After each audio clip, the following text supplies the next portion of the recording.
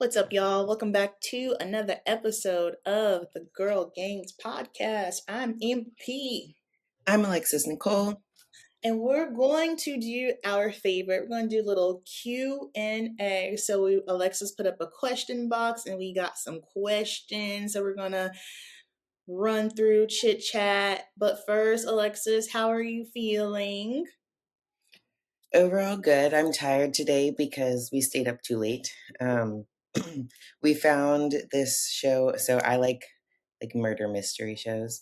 And we found this show called Prodigal Son, and it's like a son of a serial killer, but the son goes into crime fighting, and then at some point he has to like talk to his dad to like figure out why people are doing these murders and stuff. It's interesting for sure. And like I think the coolest part is how the like plot keeps changing. It's like there could be three different scenarios and they all make sense, and then there's a curveball and there's a fourth one that you never thought about. And that's what, like, they keep it very interesting. So it's hard to turn the TV off. You guys, okay, Hence why we were up too late. Alexis is a very dynamic human. She's the type of woman who will watch murder mysteries before bed and be like, all right, y'all, let's go to bed. Meanwhile, I'm sitting on the sofa like, girl, you better turn on Disney Channel. That was no. Like, all right, friend, whatever. Listen, we all have Yeah, our stuff. occasionally Well, Martin's like, can we watch something nice? Perhaps. All right, so yesterday I told you I freaked out yesterday. I slept for 9.5 hours. That was daunting and shocking. However, I guess my body needed the rest. We're pushing this week, so yesterday was just that first day of perpetual hunger, no matter what. And I was just like, okay, okay. I got a little cranky by like 5:30 because I was like, I can't drink any more coffee, can't drink any more zero sugar sodas. We just gonna have to thug this out. So it's like, yeah, welcome back. We're really in this now. But outside of that, everything is cool. Everything's cool. All right, let's see. The first question I don't want to answer, Gabby, I'm so sorry because you asked this question twice and I missed it twice. And I feel like at this point you might have already had your competition. And if so, I'm so sorry. I know you were doing your first competition sometime this month, but her question was if getting nails done for show day, is ombre with neutral colors okay? Any other colors? Yes, girl. That is totally fine. I have never noticed anyone's nails on stage before. Have you, Alexis? I Unless they're have. like ungodly long or something like Yeah, I've noticed crazy long ones, like this length is fine. I've that. done longer than this on show day. Um, but if they're coming out so far that when your hand is on your hip, we see nails, that's not it. The other thing I've noticed is when they're like, this cannot go on stage. So if it's like an absurd design with jewels and blues and purples and just like matching your suit, I guess, like Mhm. bedazzled to the nines. That's not it either. I had a client, I think 2 weeks ago, last week, that messaged me and said, is this too much? And it was just like white cream, off white ish color with chrome over it.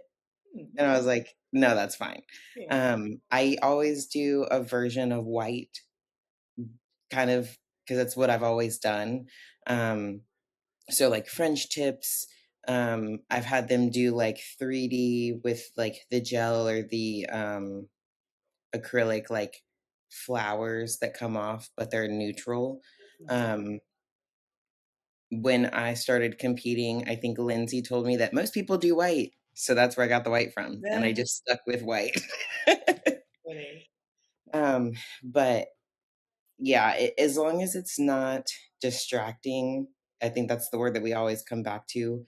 Hair shouldn't be distracting, nails shouldn't be distracting, makeup, eyeshadow shouldn't be distracting, then you're solid. Um, the only place that I go off of that is when I wear bedazzled heels. Nobody fusses, so I like that. But um, neutral ombre is fine. Yeah. Neutral ombre is always anything that's neutral is always gonna be good. Let's see. This is a good question.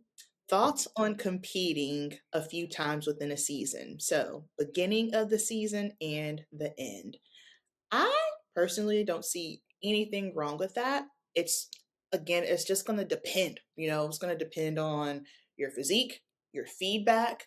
I know sometimes some people have to do it just because finances. They just need like a little bit more time in between, and that's totally fine. Yeah, or even like depending on your wife's schedule. Mhm. My girls know like once we've talked about like we're gonna do a show next year, blah blah blah. We've been doing our off season. We're coming up on scheduling it. We'll kind of choose the show together. But my question is always, what do you have going on during this time period? Because you'll be in prep for 16, 20 weeks. Are you going to a destination wedding and you Mhm. never traveled in prep before? Is that wedding 2 weeks before your show and we have to calculate the travel and all of that? And is that how you want to spend the wedding? Like, or any other scenario that's like that? Do you have a big event? Do you have a lot of travel? Do you have a crazy work schedule during that?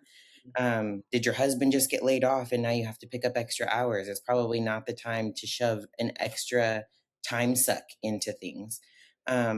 But with doing multiple shows in a season, um, I think probably the best setup is either all grouped together in like a cluster of shows or enough time in between that your body can have rest.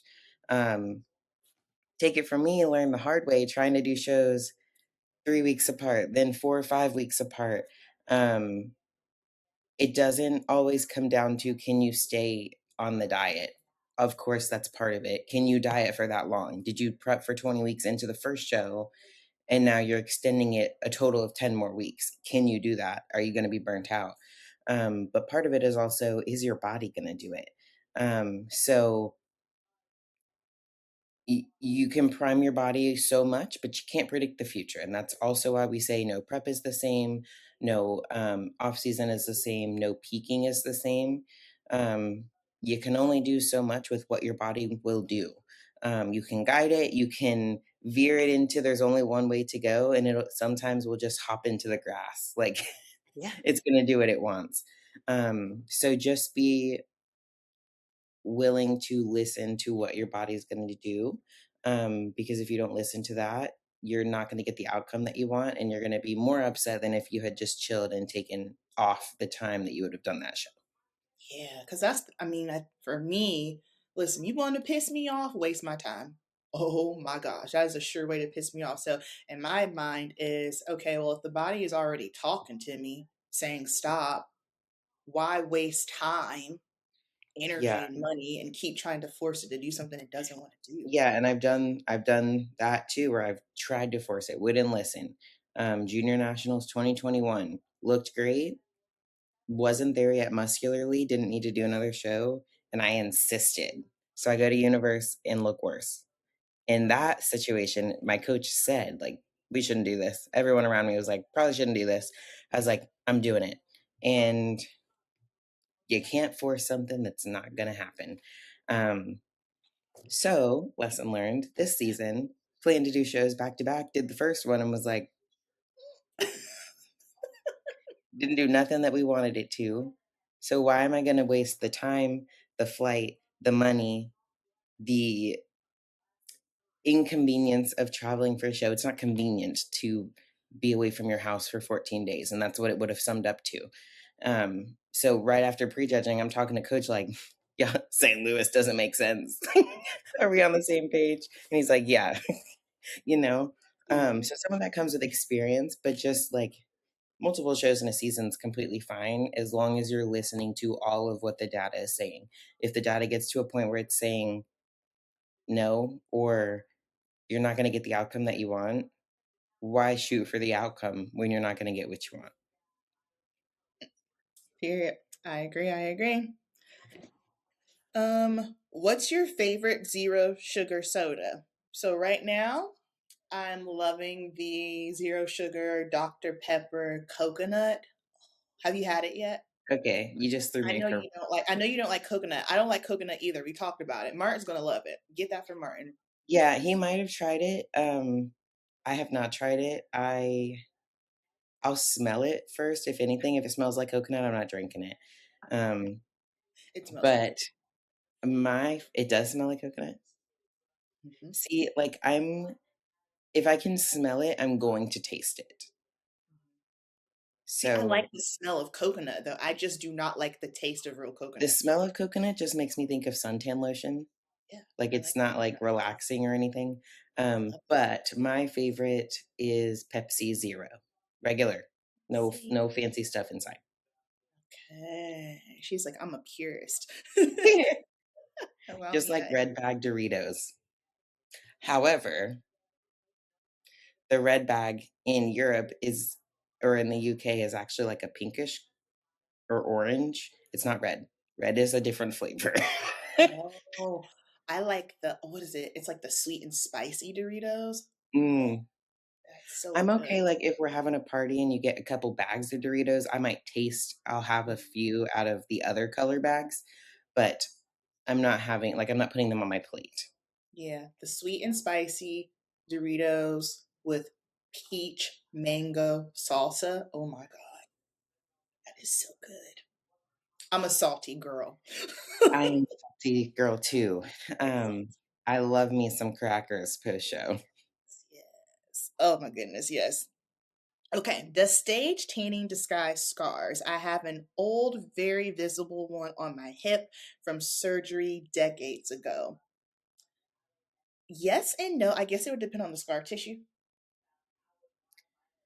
Um, I would say yes and no because it smooths the skin in general, but the scar itself is not gonna absorb the tan the same way, so it's still like, if you're looking at the scar, it's gonna look different than the rest of your leg, for example. Gotcha. Gotcha. I know because a lot of people they worry about stretch marks, and I'm like, yeah, like it'll definitely blur them. Like, yo, my butt's covered in stretch marks. That was one of the things I was worried about when I started competing. I was like, man, by the time I put the tan on, it's fine. Yeah, it definitely smooths it, and if nothing else, it sits on top of the skin, so it's gonna still create, like, a closer color comparison, but it's not gonna scar tissue doesn't usually absorb the tan. Makes sense. That makes sense. Let's see. How long for a growth phase for first show? That depends. It's going to be different for someone who, has no athletic background and they jump into bodybuilding versus someone who does. So, can't Yeah, really it's say. gonna depend on what muscle base you have and then what division are you shooting for.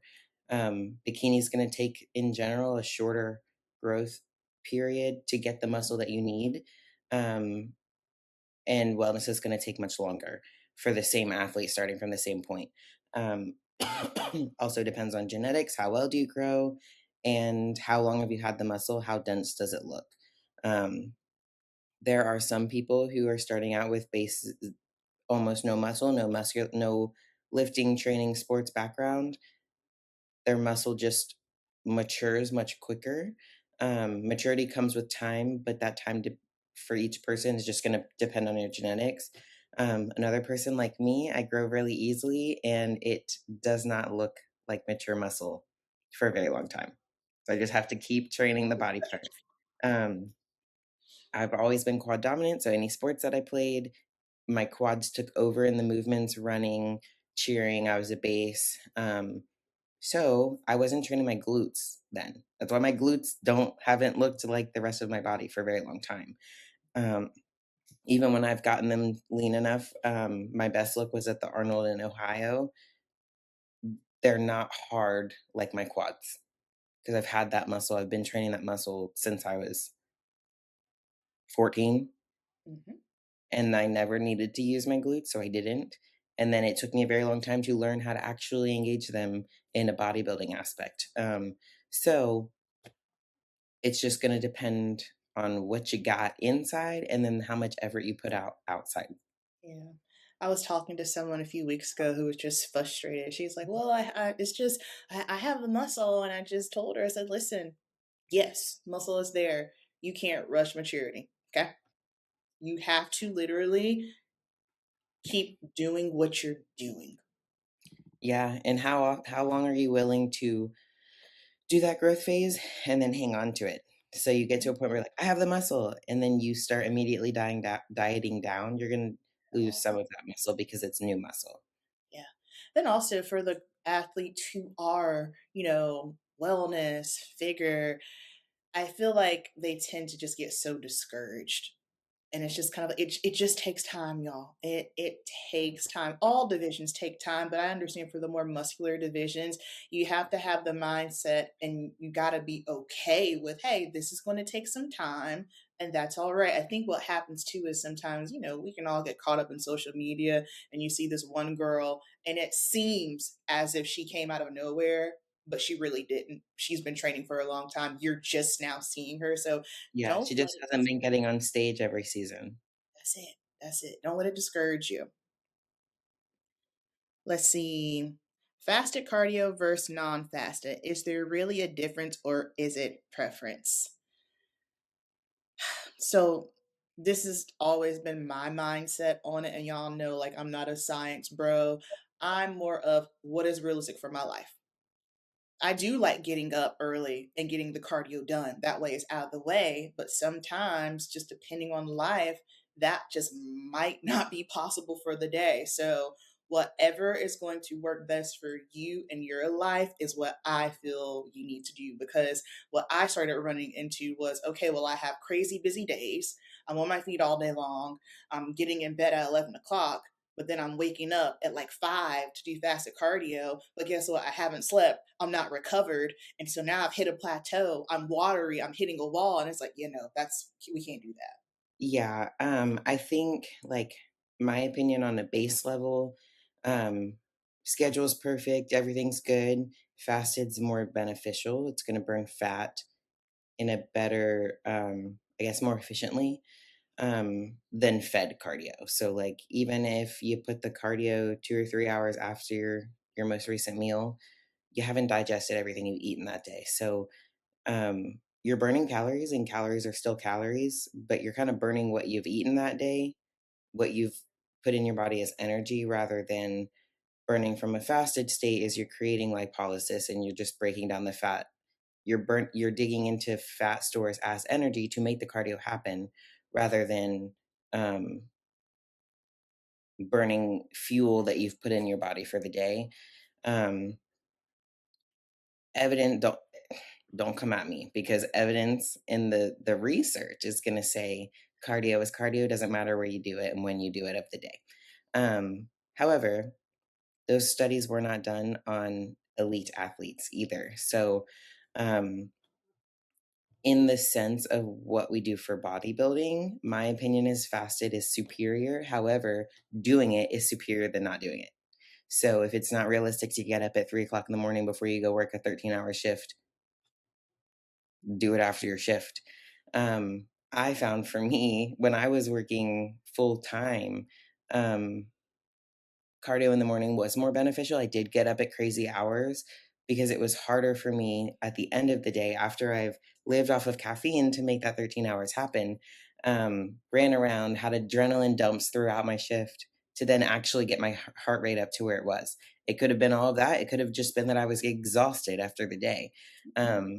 But it was harder heart rate wise and then harder psychologically to get on the bike and make 50 minutes happen at 8 o'clock at night. Like I didn't want to do it. And then I was grouchy and I'm FaceTiming Amber. That's probably the most times I FaceTimed Amber in my life, especially related to cardio or bodybuilding, was when I was trying to do cardio post shift.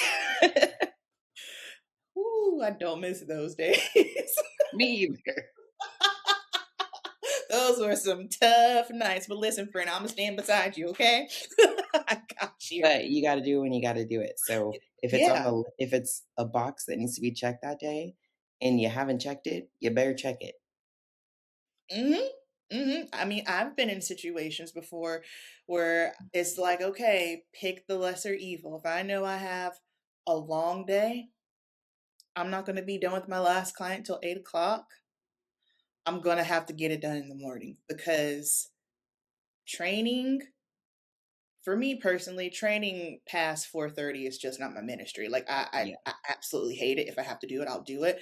But doing cardio at 8:30, wake me up early. I'll be watering. It's fine. Like I just mm-mm, mm-mm. But of course, sometimes it happens. And like Alexa said, do what you got to do.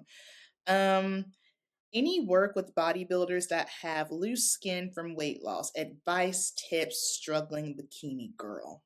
Ugh. I have no experience with that. And that's, I mean, loose skin is, There's it's no quick tough. fix is the answer. Yeah.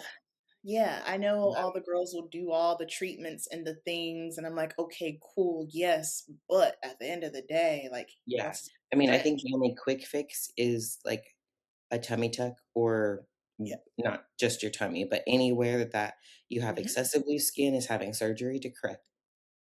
But you're then going to have a scar. Um, so you got to weigh that the risks and benefits of that. Your suit's skimpy; it's probably not going to cover wherever that scar ends up being. Um, but there are like the topical things. There's the old school method of like preparation H, rubbing it in, leaving it all day, trying to help the elasticity come back. But the main thing that's going to work is not having tension on that skin for a long period of time. I'm talking years. Um, it'll retract some, and that kind of stretch mark is very different than having a baby stretch mark because when you're pregnant, the skin stretches very quickly. In normal time, you're not going to gain 60 pounds in a 9-month period that causes that much skin, and that's gonna stretch around your body rather than a very specific area that happens in pregnancy. So those stretch marks are a lot more difficult to deal with, as far as getting them to go away. Again, they'll fade over time, but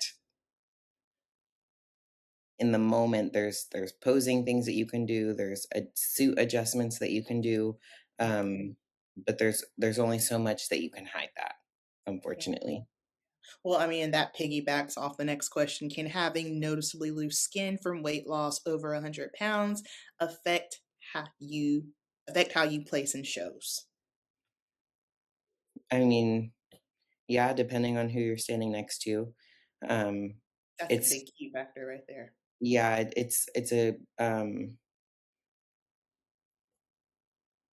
it's a physique beauty pageant, so it's going to come into what the judges value, how the muscle protrudes out from those stretch marks. How does your physique override whatever marks or loose skin that you have?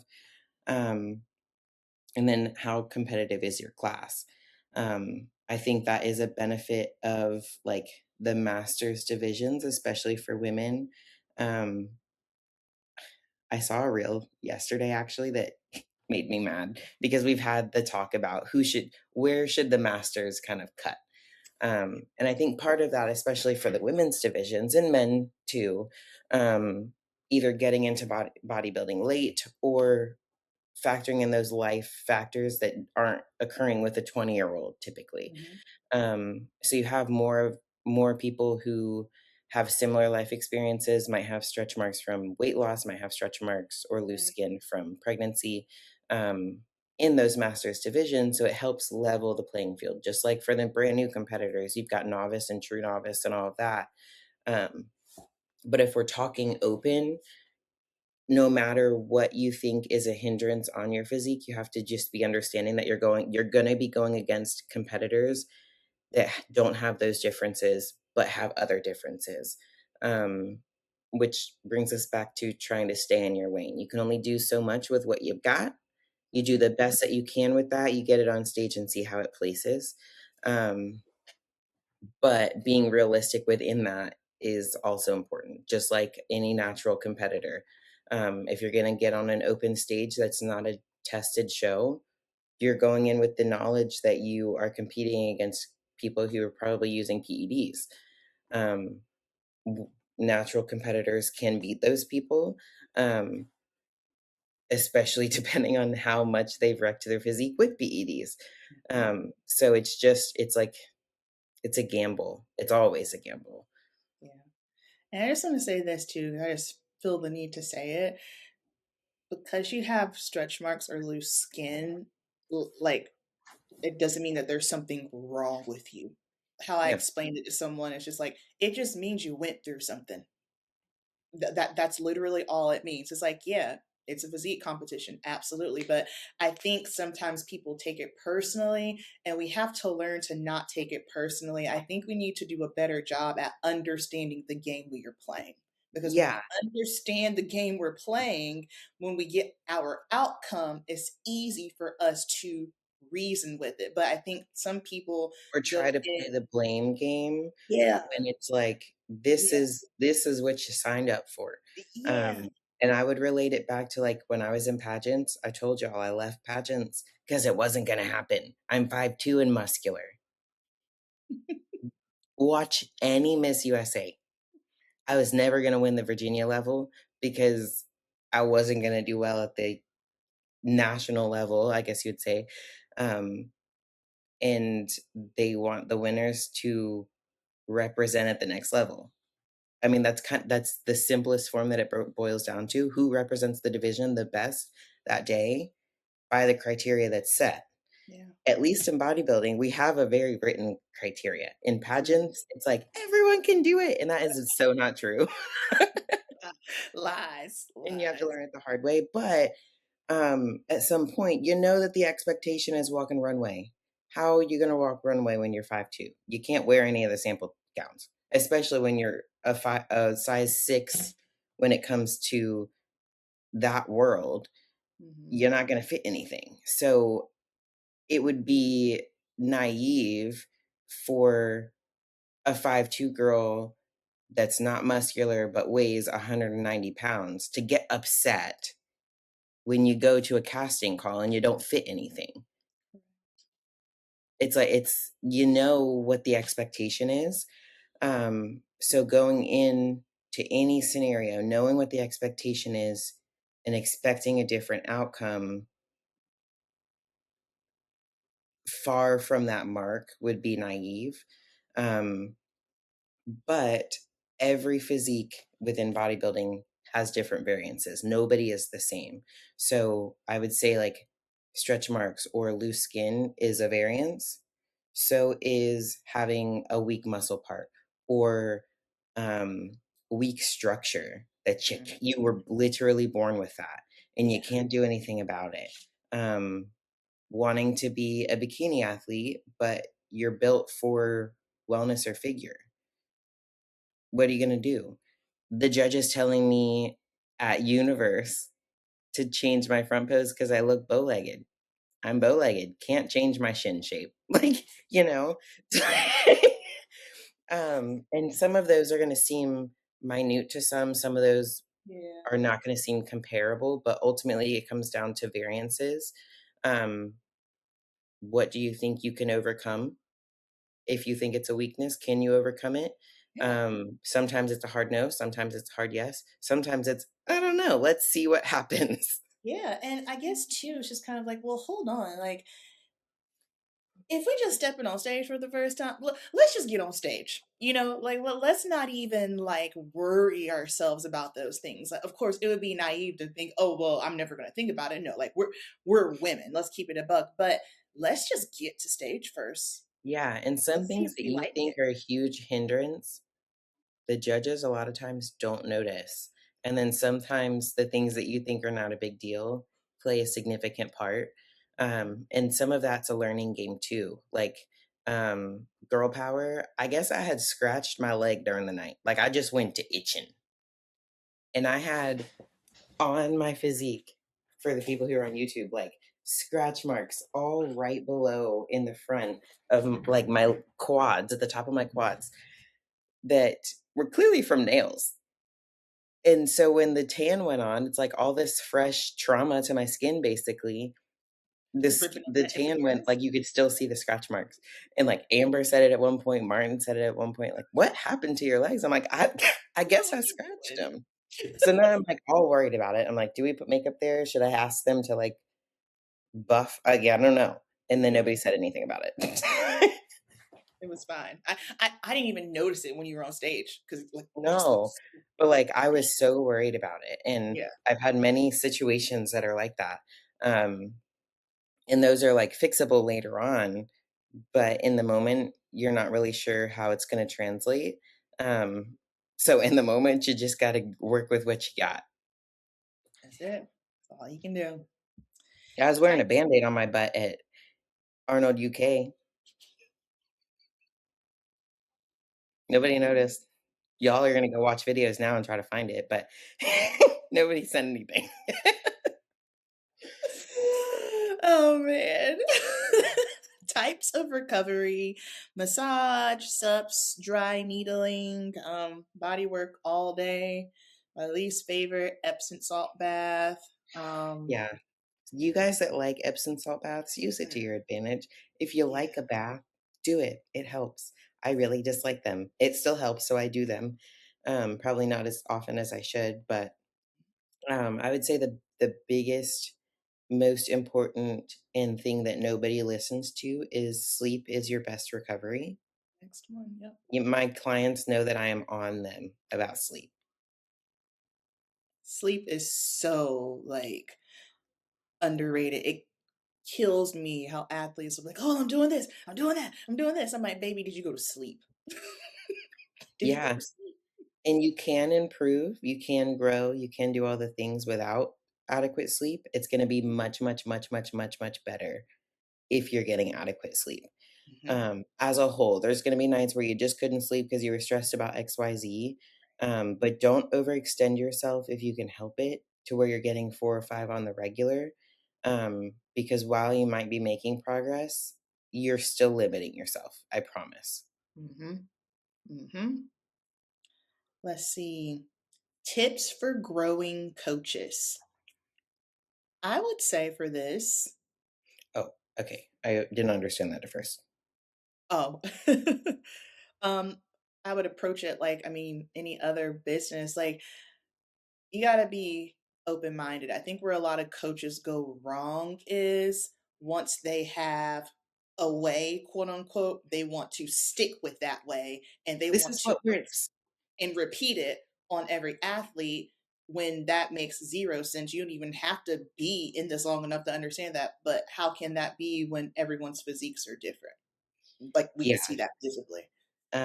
Be willing or know that you're always gonna be learning.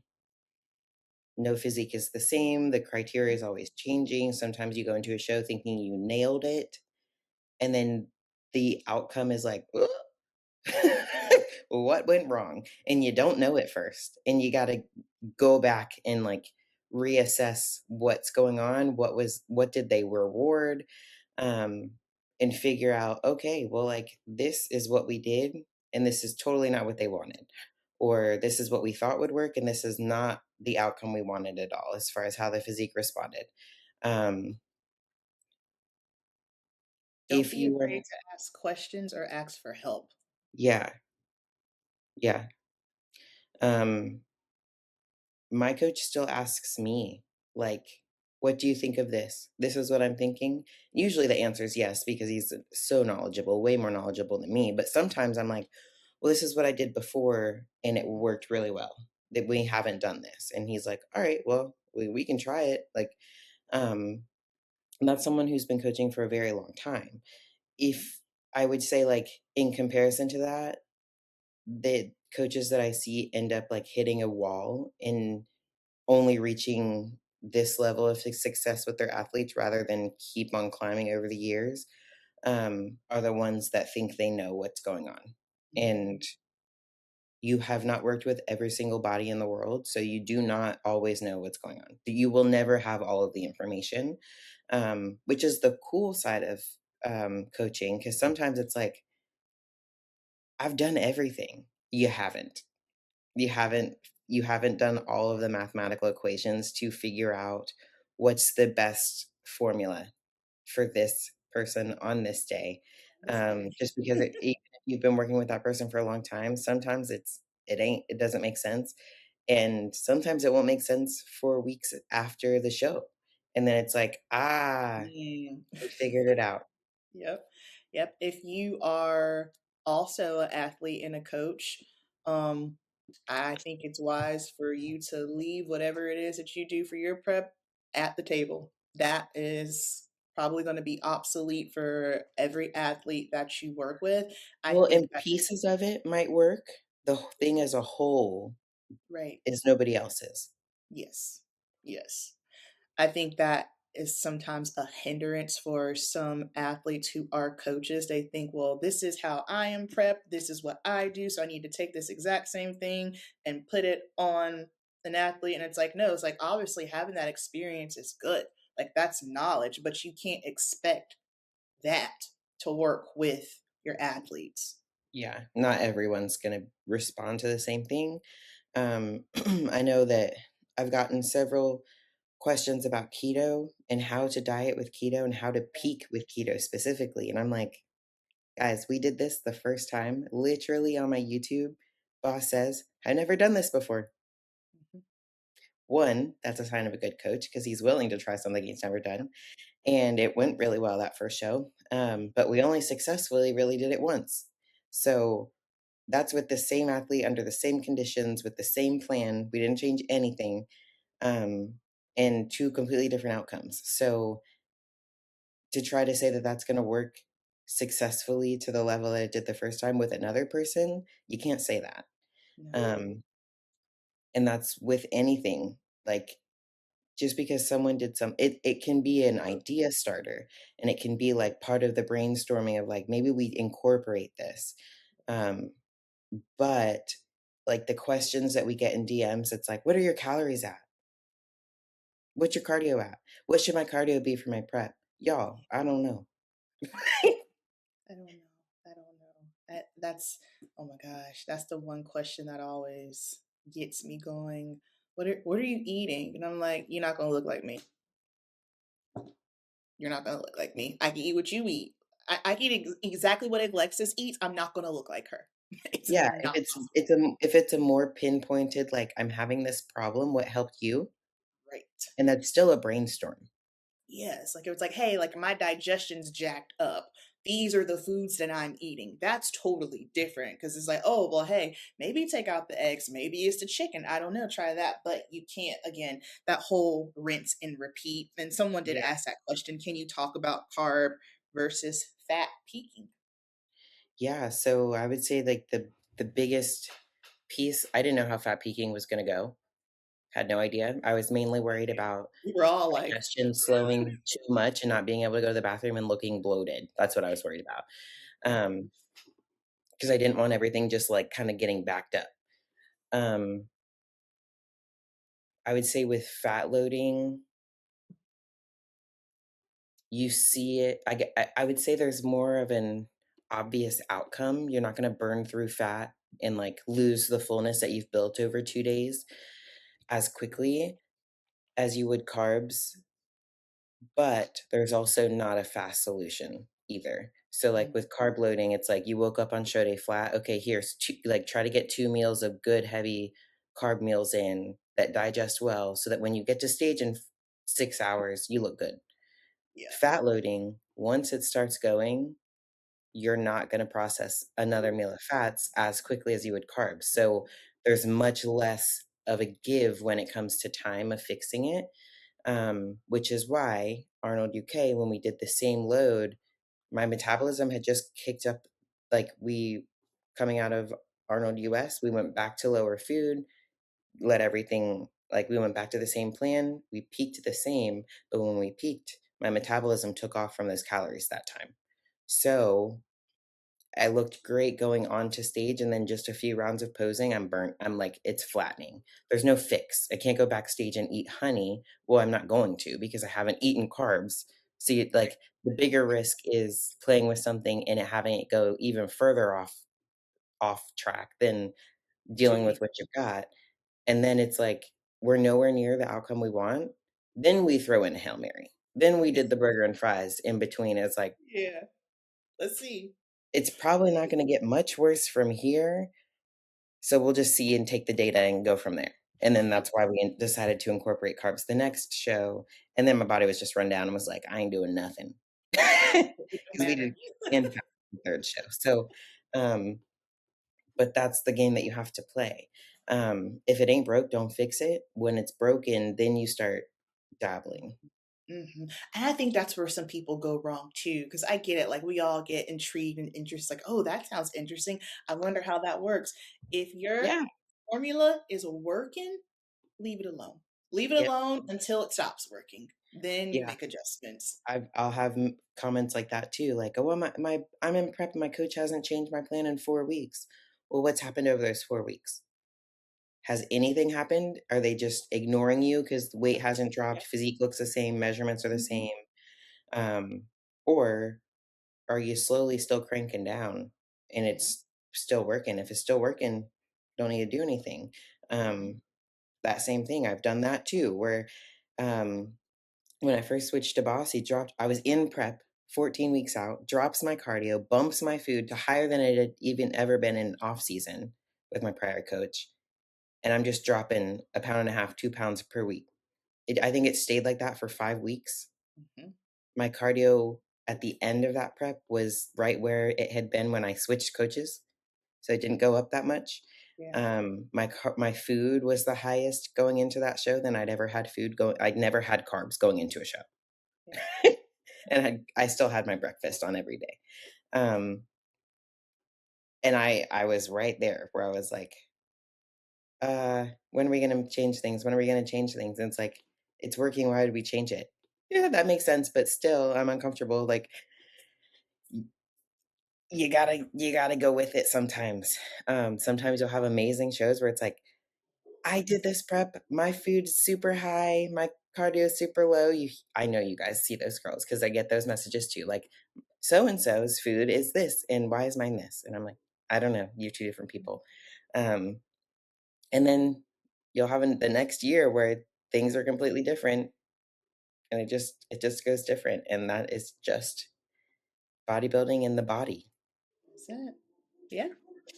That's literally me right now. I'm just gonna like, hey, wait, we're going back up. And Zach's like, but you look different. You're harder. We're gonna keep going. I'm like, Yep, I was gonna say that's usually my answer too, or my question. I'm like, is the look different? Because it's a look competition. It's not a yeah. weight competition. It's not how much weight you could lift in the show competition. It's literally how do these people look next to each other and who looks the bestest. hmm He's like, well, you look different, so help. You look leaner. Let's keep going. And I'm just kind of like, so you still don't want me to do cardio? He's like, no, you're leaner. I'm like, Yeah. Do we have any more questions? that's it. That was the last one. I just got an idea. We could wrap up like a quick synopsis of like things that are different for us right now. I'm in a Okay, like a rest improve kind of for sure. window here, and Amber's in prep Yeah, with a yeah. different coach. So So, yeah, everything is different. Everything is different. I feel like I've never done this before. um, Let me see. Still doing macros. What's different is that my fat is higher than what I am used to. I don't like that, but it's working, so we follow the plan. I'm still not doing cardio. I move around a lot, so just on a day-to-day basis, I easily hit 12K steps, but then when I am working, my steps are anywhere between like 16 and 17K. So he's like, no, just you're getting leaner, so keep doing it. Training, very different. So I am not someone who needs to put on tissue. So it's just, hey, let's break this down. 2 by 15. Stop crushing yourself. You don't need to be building a ton of muscle, which has been a blessing because for the first time ever, I am recovering. So my body looks for like my body ain't never looked like this before, okay? Like I still have a ways to go, but to like I can see the vision. I can see everything. So that's been really cool. And I would say those main things have been extremely different for me. He is not at all like worried about weight. He is all about the look. And he just straight up told me, until you stop looking different, we're going to keep rolling. So now this week we are pushing. So I've done carb cycling in the past, but I've never had it set on, okay, on training days, you eat this specifically. And then on non training days, these are your macros. So today is Tuesday. Since Sunday, I've been doing my low days, so my non training. And so I'm feeling that. That's not been fun, but it's working. And then on Saturdays, I've been having a free meal, which I have not experienced that in probably 5 years. So every Saturday night, I have a steak and sweet potato fries. And then on Sunday, when I wake up, I am leaner, I'm tighter, and my weight drops. So, all new things. Yes, it's cool because the um, the thought process is more of what I'm used to as an athlete and as coaching my clients. So it's cool to just see it like from the sidelines, just the changes and like experience that Amber's had. Um, for me, so I'm like in this window of I actually don't know when I'm competing again. And I've said that to you guys before, but it's usually like I have an idea of the It's legit. shows and we haven't just picked one. And this time it's like, I don't know. Um, but what I do know is that my calories are up because that's what we needed and my body needed to recover. And then looking at all the photos from the last three shows, I don't really need to grow much more muscle. We just need to like fine tune it at this point. Um, we need the maturity of my glutes to match my hamstrings and my quads, of course. But that's changed how I'm approaching training a little bit. So pushing a little bit higher volume. Really hammering glutes, making sure that the connection is there, contraction is there, not pushing weight as high as it was until the volume can match those weights. So, like reps are higher, doing an extra top set on my exercises. And because the reps are higher, the weight's a little bit lower so that I can finish the reps and get the volume that I want, which is creating a different kind of soreness. But um, That's what I meant to text you the other day, something I'm not used to. Quad soreness is the absolute worst. That is the yeah, one that just like sends me over the edge. I'm like, cancel my day. It's terrible. yeah, it like stings. I hate it. I hate it Not so trying to grow my quads at all, so I hope I don't be feeling that soreness anytime soon. But we'll stimulate them so it doesn't like I don't want them to atrophy necessarily. I don't want to lose the density and stuff there, but definitely not trying to push hypertrophy there. Um, hams can come up a little bit. As glutes get denser, but like the size and the shape of glutes is there. I just need to make them harder. And that just comes with time. So that's what training looks like right now. We'll kind of evaluate in the next couple weeks as far as what the rest of the year will look like. Um, but I think the goal is to not create too much physiological stress right out the gates again. Um, and just see what my body's responding to, do what it's doing, and then we'll go with that, and that'll be the determinant. Um, and still, I'm training every other day still, as yeah. per normal. Yeah. As I mentioned, I train lower body 3 times a week. That's new. I've never done that ever. So, but again, because I'm not like progressive overloading, hitting PRs, crushing myself, I'm able to do it. But I also, it's interesting because in my mind, I'm just gonna like, bro, 2 sets, like that's like, come on, like we're not really training, we're not really doing anything. But what it does is like, and he told me, he's like, you need to make a mental shift with your training because this is your problem. And I was just like, okay, whatever. But having me knowing, okay, all I have are these 2 sets. I need to just like focus and concentrate and bust them wide open. That has been really good for me because it allows me to push but also it doesn't allow me to just like crush myself to the point that I'm in this perpetual state of never recovering. So Yeah. the whole quad thing, for y'all that maybe don't know, I am 5'8". All right. So when you're a long person and you're a bikini girly, like I'm gonna look really different standing next to someone like Maria who's 4'11". Right? She's short, she's bubbly. Like I'm bubbly too, but my limbs are longer. So a lot of bikini girls I know don't really train quads, but because I'm so long, it's just to like fill out my legs. It's not that I'm like pushing to, oh yeah, I have to have bigger quads, but it's just to fill them out so therefore we have a little bit more balance and I don't look a string bean on stage. Yeah, and that comes with everyone's structure. Um, like Amber's hamstrings attach kind of high compared to where like her quad insertions. So her hamstrings, whether the muscle is comparable, look the shape of them is much more astounding. I would say like your hamstrings have always been noticeable from the front. They always hang because of where they insert. And then your quads are just longer. Like they insert lower in comparison. Um so and they don't sweep out to the side like mine do. Um so they're going to look smaller than on someone who has different insertions.